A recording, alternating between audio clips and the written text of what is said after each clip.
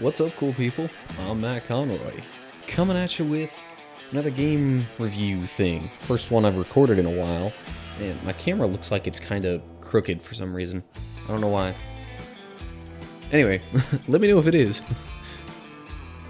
Because maybe it's just the way my head's tilted, or the microphone stand in relation to it, I don't know. But anyway, so,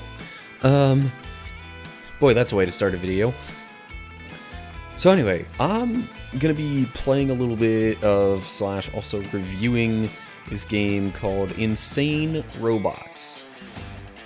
Now, I've been playing this on what they call the Trixie difficulty, which is the harder option. There's like there's a normal and Trixie difficulty. I gotta say, it's kind of tough on Trixie. I don't know why I jumped right into that. But, before I really get into that, first observation, I don't know why, this game just seems to be kind of louder than others. It's not necessarily a bad thing, but, like, whenever I'm playing another game that tends to be kind of quiet, and then I jump to this one and forget to change the volume, yeah, it's noticeable. So if you notice right here on the main menu screen, the main thing it'll default to is the campaign, which of course is like the single player thing. There's a bit of a story to this that honestly kind of has shades of Tron to it. I won't say much more than that, so I don't like spoil any story stuff for anybody who's interested. But I mean, like, as you progress through these different tournaments and stuff here, you discover more of the story and what's going on. And eventually, when you get to Tournament 8 here, you kind of realize more so what the big picture is in the grand scheme of things. So I kind of like the, progressive tournament, or the progressive story aspect throughout the tournaments within this game. So also, of course, there's 2-player modes, local and online. Quick battle, I would imagine that puts you in something kind of like the campaign matches, but with other online players. And then, of course, you got your achievements here, options. I assume this is stats. This, I think, is more like your profile, friends that are logged in. You have an option to delete your data if you want to start fresh at some point. I like when games include that within the game itself, and you don't have to like go into settings outside of the game to undo all that. If you go into this deck info tab, it'll kind of explain the general gist of how the game works. But I would much rather show you that for a little bit here. So I'm going to jump into Tournament 1 here in a little bit. These are the characters that you unlock throughout the game, or at least the campaign. Depending on which ones you use throughout the various tournaments, each will get like different abilities and things that you can like purchase using the in-game currency, but you have to do it during the campaign stuff, or at least while you're kind of in the midst of the battlefield, and I'll explain more on that later. But yeah, Monty here clearly is the one I've used the most, but I might want to use somebody else right now. I'm just gonna go with this dude. It's the first tournament. It's kind of sort of supposed to be the easiest. This is fairly uncommon to actually have an actual dedicated scene like that. Usually your story stuff comes up more so just like as you're starting this off. But yeah, you'll get little snippets of the story in there. So this is the general like game map thing as you see it during the game. So each map will kind of have different little quirks to it. There's like different settings almost. Like there's an underwater map, there's forest, there's desert, there's one that's even lunar, I think. A couple of different settings like that, and then some of them will have additional like traps and hazards and things like that that'll kind of mess you up. But anyway, so you can use the right stick to kind of look around the battlefield here. All these other people with hearts are the fellow survivors, but they also are kind of battling against you. Because in this game, you have to, like, progress through all the tournaments by eliminating the others. So, you also notice that there are, like, these question marks and, like, these kind of bag-looking spaces with question marks on them. The blue ones with question marks will trigger something like this. So sometimes you'll just come across a machine like this, and if you don't have any of like the parts, as they're called, which is like the in-game money, you can't really do much. But sometimes it'll trigger other scenes that'll give you choices or like things to do that will, on a rare occasion, hurt you, but generally speaking, they'll either give you like parts or some sort of boost for your character, or they might lead you to something else. So anyway, that's gonna do it for my turn for now. See, those two just fought against each other, and you can see now that the one that lost has like their head there with an X over it, and they're eliminated from the survivor list that you see. Oh yeah, so a little bit more to explain. Some bits of terrain are a little bit harder to move through. Like this is, it's medium difficulty, so it takes a little more of your movement points to get there, and you only have so many movement points in a turn. You can highlight the different blocks by using the left stick or the D-pad. And you move to a certain spot by pressing A once you've selected that. See right there, I just got some parts. But that also opened up another spot for more parts. And when you're done moving about the map, you press Y to end your turn.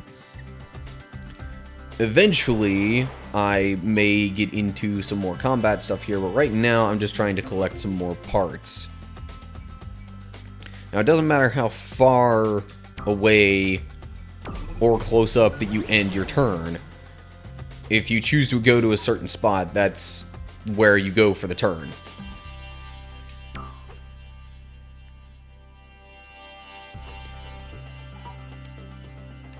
So, I'm just going to go here and get more money for right now. Or more parts, I should say. Whatever. It's the in-game money. Alright, so now this guy's coming over here to fight me. You can choose to engage your fellow survivors in combat. But, I don't know. So, the way that works is, if you engage the combat, you go first. But then if you're the one that they come up to and they start it, then you get like an extra kind of turn thing. Like, you get like an extra action point for your turn. Maybe that's a better way to describe it. So the way the combat works, air quote combat, I mean it is, but like it's almost like a card battle system almost. Like, I realize I said almost twice there. But like, you kind of have these cards that you draw from your deck. That's why the menu screen had a deck info tab or thing that you could look at. When you start off, you get 3 right away, 3 cards that you draw, and you can choose to either keep them or replace them. I'm going to replace this one right now, but before I do that, you have a few styles of cards that you can go through. This one with the shield here is obviously for defense.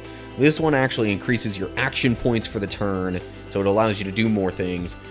This one with the pink color is kind of like it'll alter the strength of one of the other cards that you put out there. See, and sometimes because it's sort of just random draw, you'll replace something thinking I don't really want this, but then you'll end up with something worse, like I did there. So I guess it's called energy that you get for the turn or whatever. I said action points. Anyway, so using this, I get one more energy, which means I now have 3 for the turn.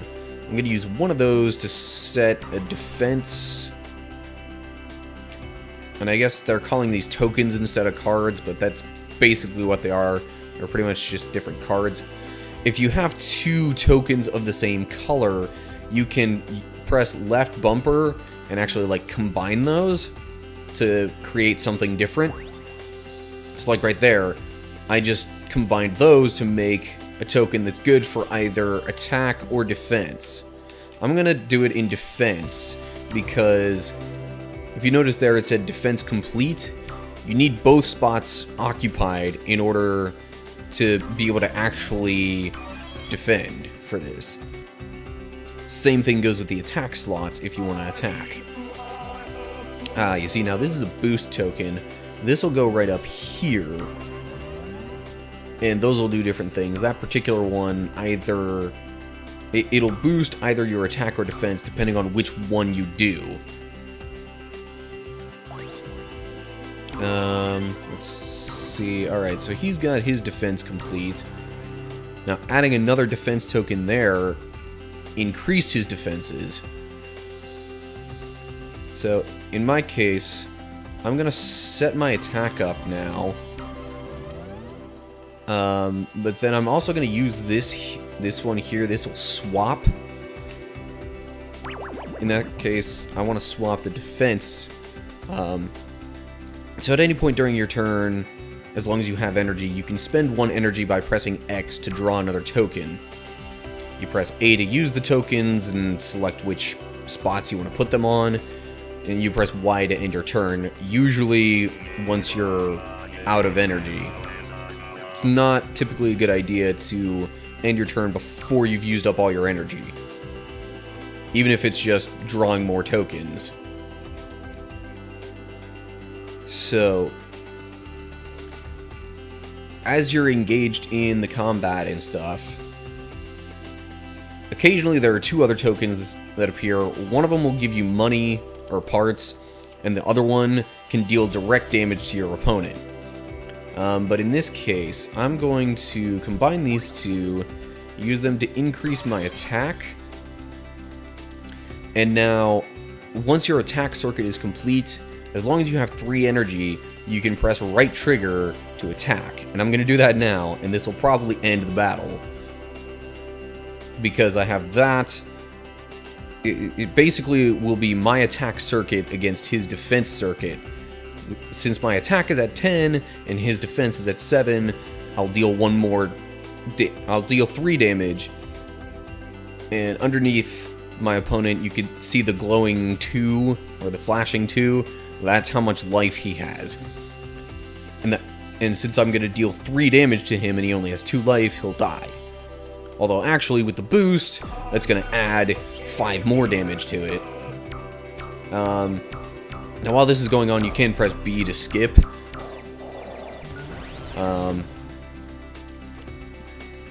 Now once you win the battle, you'll see a screen like this that gives you a breakdown of the parts that you get for winning the battle. Like, because of the damage that I dealt, I get some there. Overkill is how much extra damage I did beyond just defeating my opponent.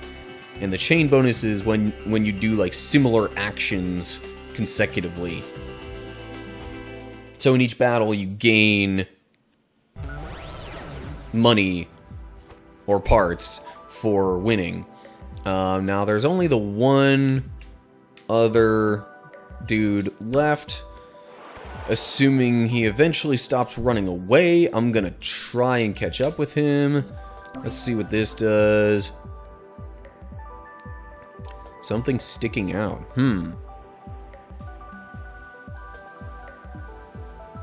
Oh, hey, look at that. More money. Oh, yeah, also, if you notice that little thing there, like the grayish building with the wrench on it, those are shops that you can go to and, like,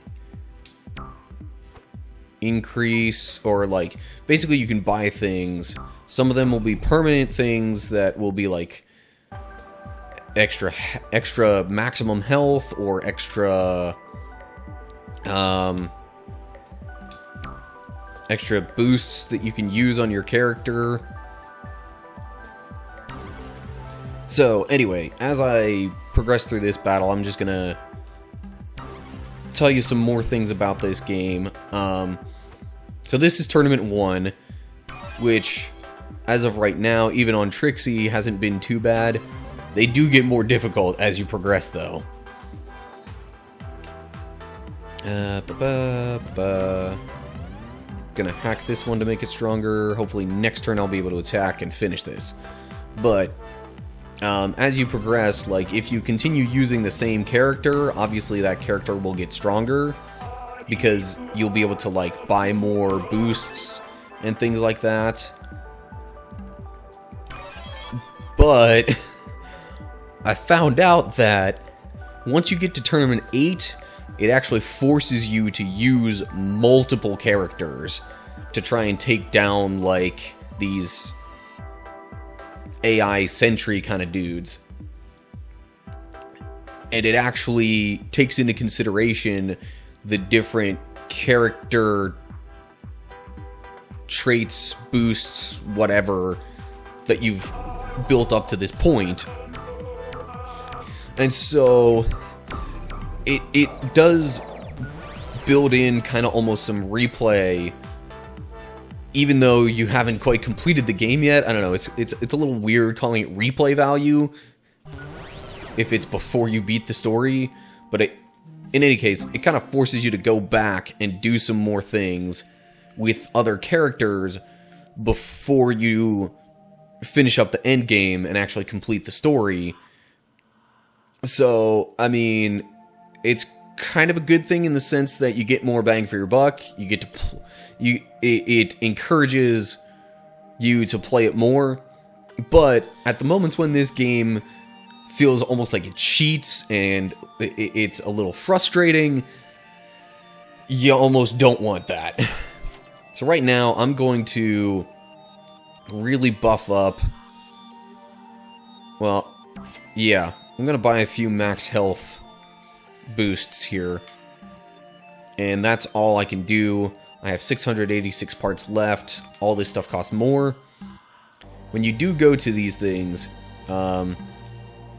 you have options of equipping certain boosts that you've unlocked and different things like that. Assuming sometimes this will show, like, you can increase your max augment slots, I think that they're called, and this is where you equip the different augments.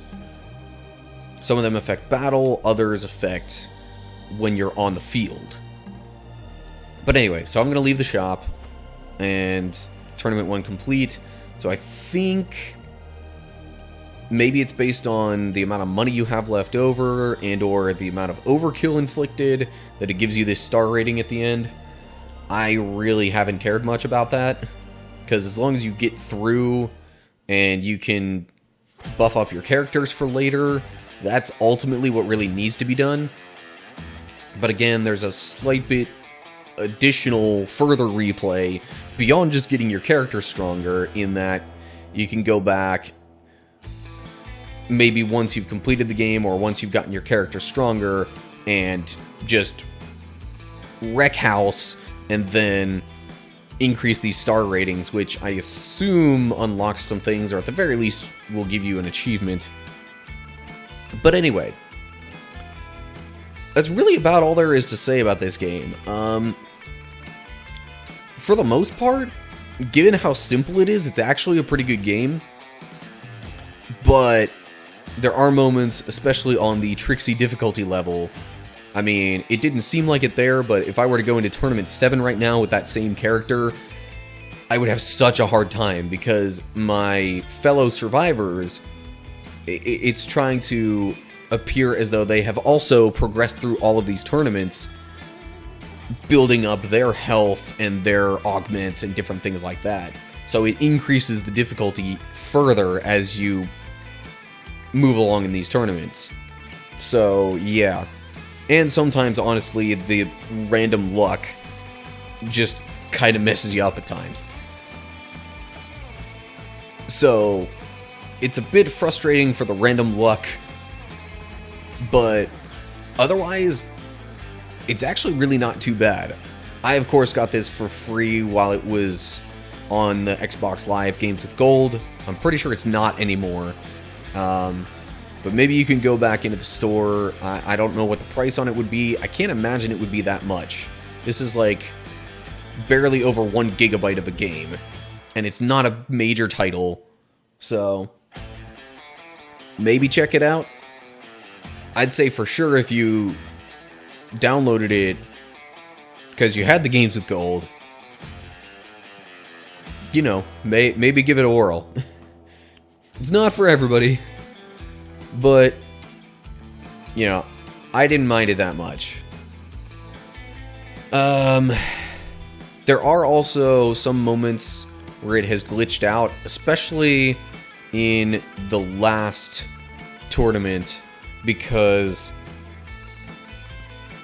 there are certain hazards where if those hazards manage to kill the character that you're about to use, sometimes it'll like glitch out and it won't skip ahead to the next character in line. It's stuck on that one because it's like, wait, this character was alive. This should be the next one that you use, but it died, so you can't use that one. And it's like they didn't manage to reconcile that within the programming of the game. But anyway.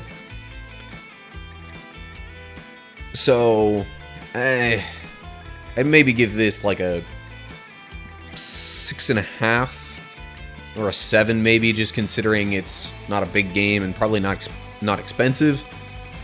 But those are kind of my thoughts on the game Insane Robots. And there really isn't too much else I have to say. I obviously haven't done like any of the online stuff. I haven't even done local multiplayer on this, so I don't know for sure how all that works. But I'd imagine the overall mechanics are still fairly similar. So, yeah, that's pretty much all there really is to know about this game. At least that I can give you. So, that's gonna do it for this time. As always, like and share if you enjoyed the video. Make sure you subscribe to my channel and click the bell to get updates when I post new stuff. You can also follow me on Facebook, Twitter, and Instagram. Info on those is down in the description below the video. And, of course, leave your comments underneath that with your thoughts on other games you'd like me to play through or review. I am going to be keeping this game for a little while longer just because I haven't quite finished up the whole campaign. Notice 0 stars on Tournament 8. So, if you would maybe want me to play through this and show you the entire campaign, there's a chance I would be able to do that, but I need a comment or something down below letting me know that's what you want. And like I said, any other suggestions or thoughts that you have, let me know down there. So that's it. I hope you're all doing well. Hopefully I'll see you for the next video.